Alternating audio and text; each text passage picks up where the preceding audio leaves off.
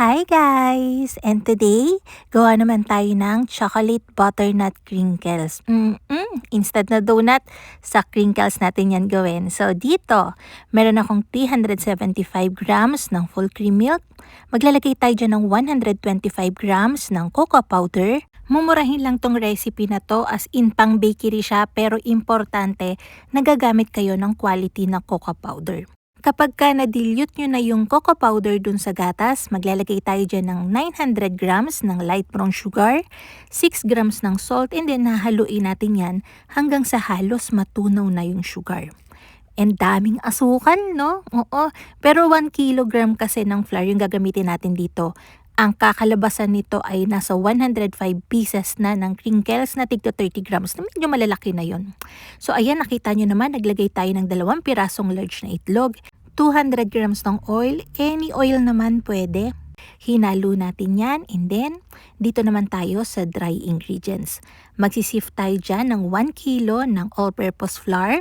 Wooden spoon ng pilmi ko yung ginagamit ko dyan. Isift lang natin para siguradong wala ng buo-buo o lumps ng flour kapag naghalo tayo since nag-hand mix lang tayo. Naglagay din ako dyan ng 25 grams ng baking powder.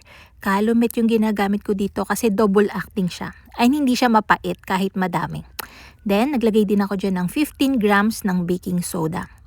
Diba, ang unti ng itlog natin. Kaya marami tayong baking powder and baking soda kasi yun talaga yung nagpapapuff sa kanya. Sabi ko nga sa inyo, tipid tong recipe na to. Pero promise masarap to and chewy moist yung loob. So ayan, nakikita nyo naman, kinakamay ko na yung paghahalo dyan kasi isang sikreto para mapanatili nating moist and chewy yung crinkles natin, wag natin tong i-overmix. Pero pag madamihan naman talaga ng ginagawa ko, so gumagamit na ako dito ng stand mixer. So ginagawa ko paddle attachment, tapos kapag nag-a-add na ako ng flour, ay pinopulse-pulse ko na lang siya hanggang sa wala ng dry na flour na natitira. Dinivide ko lang dito sa 2 portion yung pag-a-add ng flour and then hinalu-halo ko lang yan hanggang sa wala na nga ako nakikitang dry na flour. Tapos para makasigurado tayong halong-halo siya, in-scrape ko yan gamit yung scraper yung bottom and sides. Pagkatapos nyong mag-mix, makikita nyo, napakalagkit ng cookie dough, no? Malagkit talaga yan. Hayaan nyo lang siya dyan sa room temp na naka-open ng 30 minutes to 1 hour. Huwag nyo siyang ilalagay sa chiller kasi magmo-moist siya. Hayaan nyo lang yan dyan. Matitigas yan. So dito na tayo sa paggawa ng ating streusel. Dito sa food processor, naglagay ako dyan ng 1 cup ng all-purpose flour, 1 cup ng powdered milk, milk buoy yung ginagamit ko dyan, 1/2 cup ng powdered sugar, 70 grams ng butter, melted na yon, more than 1/2 teaspoon ng cinnamon powder, and 3/4 teaspoon ng nutmeg. Siyempre, butternut streusel ay orange talaga yun. Trademark niya na yun. So, naglalagay tayo dito ng orange na food color. Ang ginagamit ko dito ay oil base. Since may butter to, karamihan kapag gel food color lang or kaya regular na food color ang ginagamit natin, napakadami natin kailangang ilagay. Mas makulay kung oil-based food color yung gagamitin nyo and konti lang din naman o hindi ganun kadami yung kailangan nyo. So mapapansin nyo, hindi ko na sinangag yung ating flour.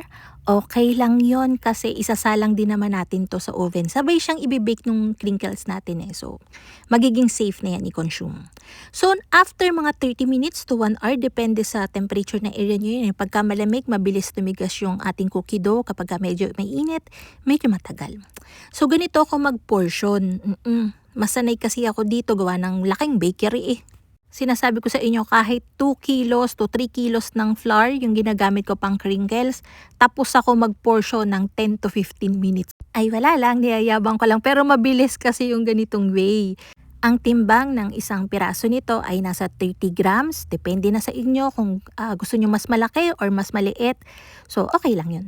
Mag-a-adjust kayo depende sa size ng baking time. Okay? Pag maliit, mas maikli yung baking time. Kapag mas malaki, syempre, magdadagdag. So, ayan. Kada isang tray ay naglalagay ako ng 15, pwede rin ng 18 pieces.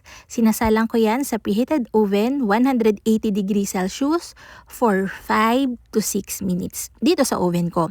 Depende sa oven nyo. So, pagka nag-crack na siya, okay na yun. Pagkaahon nyo sa oven, malambot pa yan, ganun talaga. So, hayaan nyo lumamig para maging ganito. Okay? So, sana gamitin nyo 'tong recipe na 'to in pagkakitaan nyo. Sana makatulong. So, yun lang. Thank you. Bye-bye.